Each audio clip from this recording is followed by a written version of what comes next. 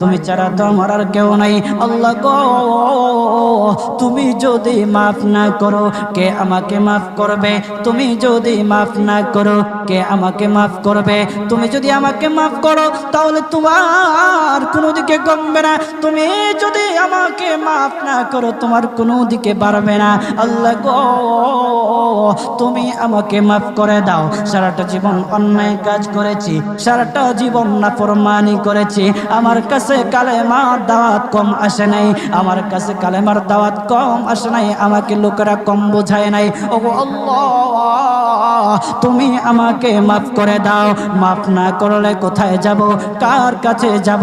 বাবা যখন মারে তখন মার কাছে আশ্রয় নেওয়া যায়, মা যখন প্রহার করে তখন বাবার কাছে আশ্রয় নেওয়া যায়, বাবা মা যখন প্রহার করে তখন দুনিয়ার কারো না কারো কাছে আশ্রয় নেওয়া যায়।